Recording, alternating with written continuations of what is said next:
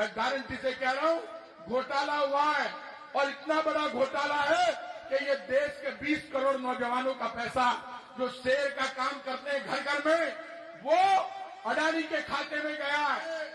राजस्थान की सरकार ने तय कर लिया कि गहलोत सरकार ने जो भी काम ढंग का किया है वो सारा काम बंद करके और बिजली के दाम 2 बार बढ़ा दिए। आप सुन लेना, रोज पर्ची आती है और मुख्यमंत्री जी से कहते हैं पहले पूरे हिंदुस्तान की बजाय राजस्थान में घूमो, राजस्थान के हर जिले में जाओ, हेलीकॉप्टर लेकर घूमो। लेकिन आपकी सरकार में सिर्फ एक काम ईमानदारी से हो रहा है 7 महीने से, और वो काम है बेईमानी का। इसके अलावा कोई भी काम ईमानदारी से नहीं हो रहा है।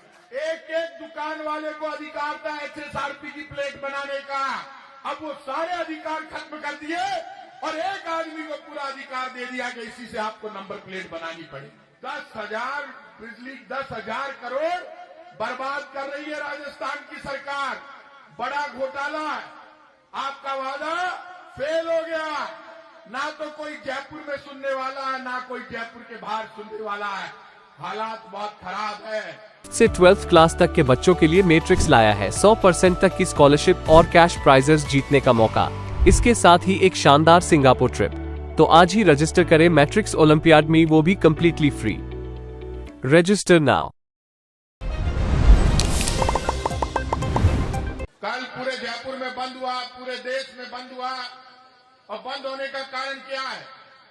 चुनाव के वक्त राहुल गांधी जी ने पूरे हिंदुस्तान से कहा था संविधान खतरे में है, जाति और धर्म में टकराव पैदा करके भारतीय जनता पार्टी के लोग हिंदुस्तान को कमजोर करना चाहते हैं। तब आगे बढ़कर उन्होंने कहा था तिरंगा मेरा धर्म है, तिरंगा मेरी आन बान और शान है। तब बीजेपी के लोगों ने, जब लोकसभा में चुनाव के बाद वो जीत गए, हमारी भी सीटें बहुत आई, राहुल गांधी देश के विपक्ष के नेता बन गए, तब बीजेपी के लोग एक ही बात कह रहे हैं, राहुल गांधी से पूछ रहे हैं राहुल जी आपकी जाति क्या है? बीजेपी के लोगों, राहुल गांधी ने तो कह दिया तिरंगा मेरा धर्म है, तिरंगे मेरी जाति है, और तिरंगे के मान और सम्मान के लिए मैं लड़ूंगा, मरूंगा, लेकिन झुकूंगा नहीं। और अभी क्या हुआ, 2 दिन पहले पूरे देश में ST/SC के लोगों ने बंद किया। क्यों किया? क्योंकि बीजेपी ने नया काम शुरू कर दिया। भारतीय जनता पार्टी के लोगों को बताना चाहिए वो आरक्षण को खत्म करना चाहती है क्या? हमने तो तब भी कहा था कांग्रेस के लोगों ने ये ST/SC में झगड़ा करवाएंगे, OBC में झगड़ा करवाएंगे, EWS में झगड़ा करवाएंगे। ये इकोनॉमिक वीकर सेक्शन हो, शेड्यूल ट्राइब्स हो, शेड्यूल कास्ट हो, OBC हो, कोई भी हो, सबको बांटकर हिंदुस्तान पर शासन करना चाहते हैं। और सड़कों पर अब तक हिंदू और मुसलमान के नाम पर बांट रहे थे। जब पूरे देश के समझ में आ गई कि अब हिंदू और मुसलमान का झगड़ा बीजेपी वोट के लिए फैला रही है, अब ये ज्यादा दिन चलने वाला नहीं है, तो बीजेपी के लोगों ने ये नया काम शुरू कर दिया। और आप भी तय कर लेना, राजस्थान में जो सरकार चल रही है, राजस्थान की सरकार ने तय कर लिया कि गहलोत सरकार ने जो भी काम ढंग का किया है वो सारा काम बंद करके और बिजली के दाम 2 बार बढ़ा दिए। आप सुन लेना, पानी के दाम बढ़ने वाले हैं, रिफाइनरी का काम बंद हो गया, चिरंजीवी योजना बंद हो गई। कोई कांग्रेस की सरकार ने जो काम किया वो जनता के लिए किया। ना तो कोई डोटासरा जी के घर के लिए काम हुआ था, ना कोई रामकेश जी हरीश जी के घर के लिए हुआ था, ना गहलोत साहब के घर के लिए हुआ था। आप मुझे ये बता दो, ये बेरोजगारी भत्ता हम देते थे, बेरोजगारी भत्ता बंद हो गया, नौजवान की बात बंद हो गई, नौकरी देना बंद हो गया।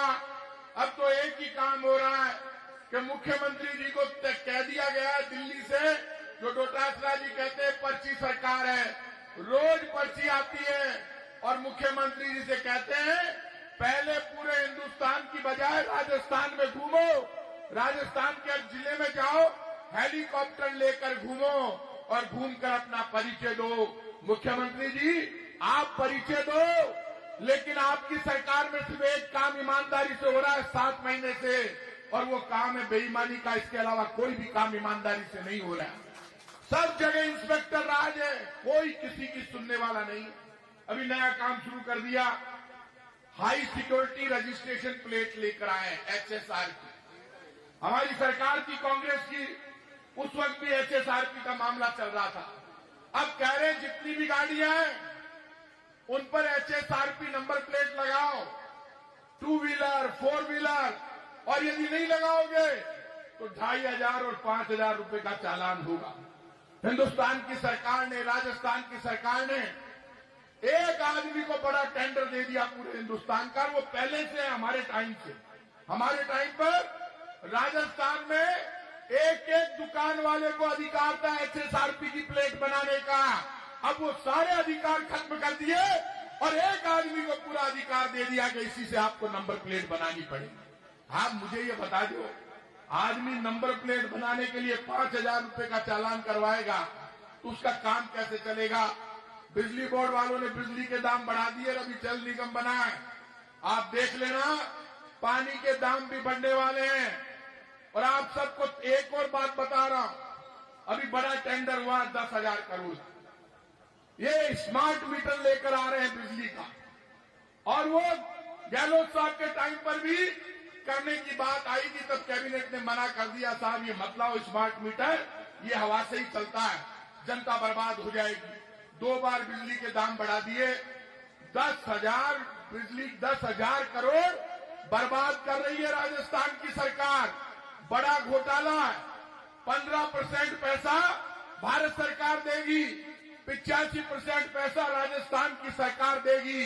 और ये स्मार्ट मीटर लेकर आए तो सुन लेना, राजस्थान में कांग्रेस का कार्यकर्ता ईंट से ईंट बजा देगा, लेकिन घोटाले का स्मार्ट मीटर नहीं लगाने देगा किसी भी कीमत पर। और ये लड़ाई आपको लड़नी पड़ेगी, नहीं तो राजस्थान की जनता पिस जाएगी।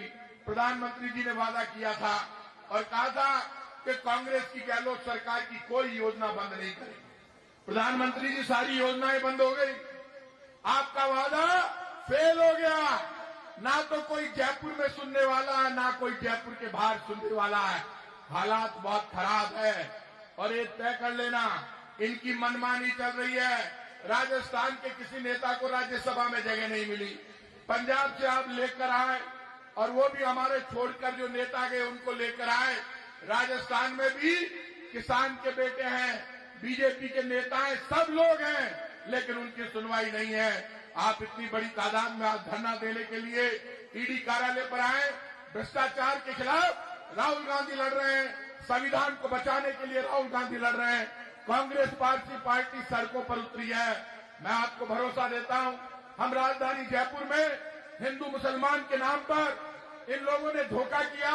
राजधानी में हम चुनाव हार गए, पार्लियामेंट, हम चुनाव हार गए विधानसभाओं के, लेकिन मैं आपको भरोसा देता हूं, हमसे ज्यादा मेहनत पूरे राजस्थान में कांग्रेस पार्टी को जिताने के लिए बीजेपी वाले कर रहे हैं। पूरा जोर लगा रखा है।